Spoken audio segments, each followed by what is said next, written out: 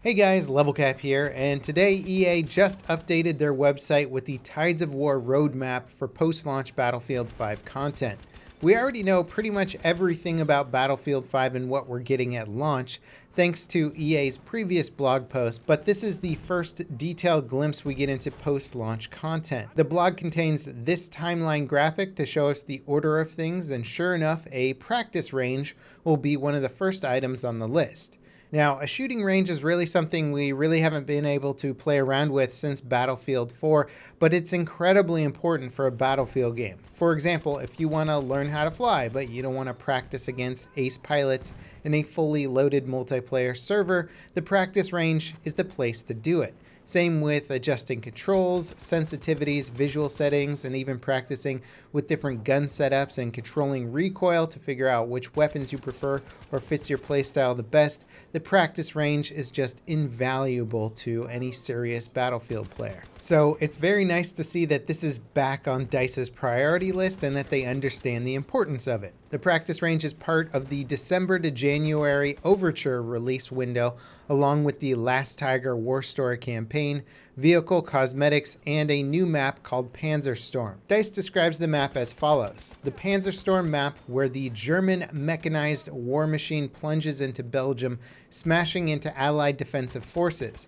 On this tank-focused arena, you roll across ridges, ditches, and elevated roads with a massive force of armor, carving a path of destruction through the countryside. Sounds cool to me, can't wait to see some screenshots of what this map will actually look like. In addition to that, they stress that Overture will bring weekly events and rewards, and even more rewards each time you level up your chapter rank. And we've never seen what this chapter rank actually looks like or how it's going to be implemented in game, but I assume it'll just be a separate ranking system that pops up once the chapters come out with the Tides of War content post-launch. The blog then goes on to detail Lightning Strike, which is the second chapter rollout from January to March. The big thing highlighted here is the Combined Arms mode or feature. Join forces with up to 3 other players and take on the co-op experience of Combined Arms. In a series of combat missions across several maps, you and your squad will fight against AI components in various challenges. Now, Battlefield 3 had a similar series of missions, and although most were completely unmemorable, the attack helicopter mission was actually kind of fun, and I do have some decent memories of playing through that with some friends. Also, during this chapter, 2 game modes will be added to Battlefield 5. A revamped Rush is one of them. Say goodbye to MCOM stations and hello to bombs as you take on this classic, only available during lightning strikes. Now, I'll be honest, this doesn't sound like a fun addition to the game, and my least favorite part of Grand Operations during the alpha and beta was the actual bomb stage at the very start, because it just wasn't an interesting take in my opinion on it, and the bomb carrier couldn't carry a gun, so it was just like especially unfun actually being the bomb carrier. Now it seems like they're building a game mode around it exclusively, and I'm just not excited in the least for it. They're also adding the classic mode, Squad Conquest, which is an 8v8 miniature conquest mode. It could be seen very similarly to Domination, but really with slightly different rules, player counts, and set base spawns. It could be interesting actually for anyone who wants a tighter, more tactical experience. And again, the weekly events and chapter ranks will continue on through all of the Tides of War chapters. Chapter 3 is Trial by Fire, and it begins in March with no end date posted as of yet. And obviously the big thing here is Firestorm, Battlefield's new big battle royale mode. This mode is made by Criterion, who actually did Starfighter Assault for Star Wars Battlefront 2, which I actually think was a really good part of that game. So I think they could absolutely deliver on something extremely fun here. They emphasize destruction as a big part of their Battle Royale experience, which could be an interesting element that sets it apart from other Battle Royale modes out there. Also, they're adding a new location/map. It's unclear if the new locations added will be multiple maps or only one, but the location here is Greece, focusing on the aerial invasion along the Cretan coast. This map will focus on tank control and air superiority. They then also emphasize that even more experiences are coming post Chapter 3, so this isn't the full Battlefield 5 experience. Expect far more content beyond March. One thing that I think they forgot to mention, or at least specifically call out from the rewards are additional weapons. I have no doubt that a lot of new weapons will be added to the game in this time period, especially considering that we've seen many of them already in trailers, but that they aren't included in the release day lineup.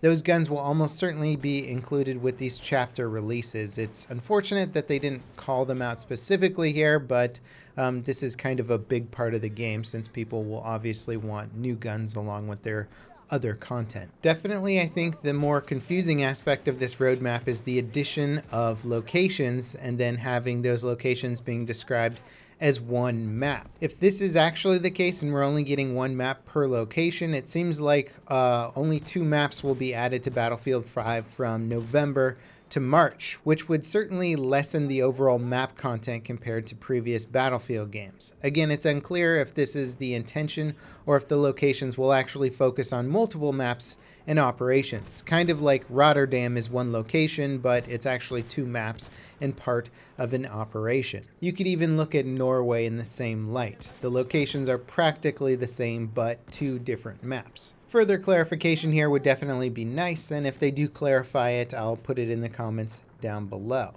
Now, I'm probably least excited about the co-op and new rush-style game mode. Chapter 2 could be a little bit of a letdown for people who really just enjoy the Conquest-oriented content, but again, there may be more things added in the reward system, like weapons or areas that are not specifically mentioned on the roadmap. Again, this is really only detailing what we will see in the first 4-ish months of post-launch. I would personally really like to see more information about the Pacific Theater, US campaign, and Russian theater of war.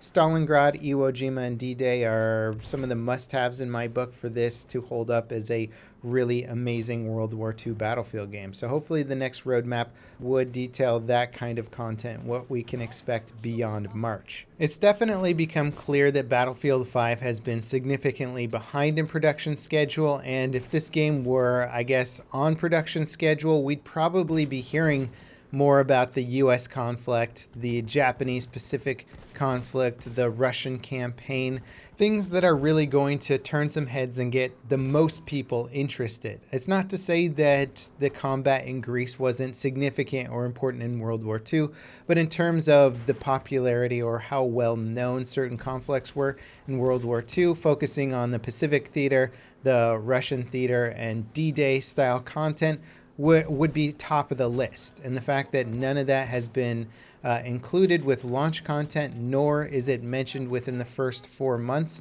of the Tides of War content, is a little bit disappointing. I'm fingers crossed that March going into April or whatever, like that's when we're going to see some of these conflicts start to pop up and start to become focuses of the game. It's possible that DICE is waiting to see how well the game does, how much they make off of post-launch content, microtransactions and stuff, to see if it warrants spending the money to really get into these other aspects of the war.